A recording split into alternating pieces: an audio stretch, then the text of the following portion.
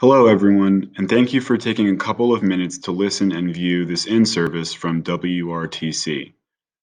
Organ donation and transplantation saves tens of thousands of lives every year in the United States, and virtually all donors are made possible because someone in the hospital, like you, recognized a patient met a trigger and called WRTC.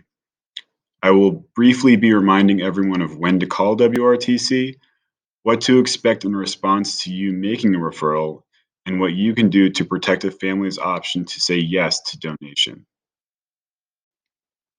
Washington Regional Transplant Community is the federally designated not-for-profit organ procurement organization for DC area hospitals. CMS mandates that hospitals call WRTC when a ventilated patient meets a trigger and when any patient dies in the hospital. WRTC is responsible for the allocation and recovery of the organs and tissues. Please call us prior to a terminal extubation. We know it is common for withdrawal decisions to be made suddenly by families and with the request that their loved one be extubated as soon as possible. We don't expect you to perfectly predict the future, but what we do ask is that we be called if there is a family meeting where the care team will be sharing a grave prognosis, or if the family are asking you about things like funeral homes and having family come in to say goodbye. You do not need to wait for a final decision from the family in order to call us. If we are not called before the extubation, we're not able to offer the family the option of organ donation, and the ability to donate their loved one's organs is taken away from the family. Please give us a call if the patient has been made DNR within 2 hours of the status change. If the patient had already been referred to WRTC, still please call us with an update on the patient's code status. Call if the patient is assessed as a GCS of 5 or less off of sedation, regardless of patient age or medical history. Please call us as soon as possible after plans for brain death testing have been made. WRTC would like to be on site prior to the testing so we can huddle with the entire care team and coordinate the family approach.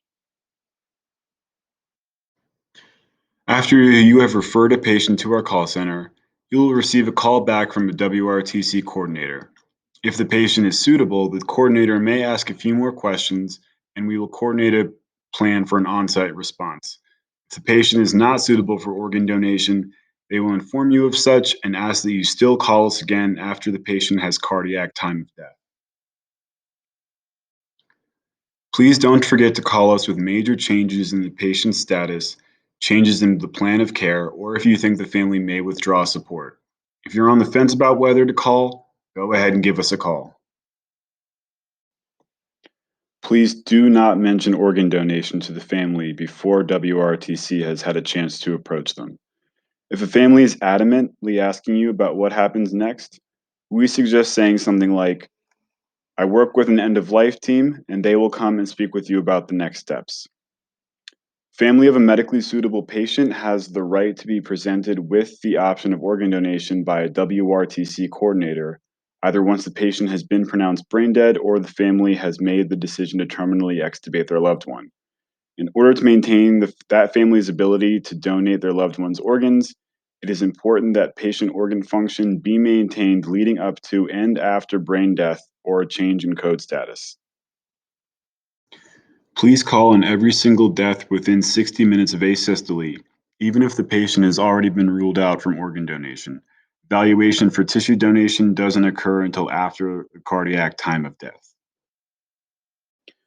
1 to 2 times a month, WRTC offers a class that takes attendees through the entire donation process, from initial referral through what happens in the OR. We award 7.5 free continuing education credits for nurses, doctors, and social work. We also serve breakfast and lunch and have a donor family member come to speak as well as a recipient. Attendees have the opportunity to ask questions about the process and hear from some of the most experienced WRTC clinical staff.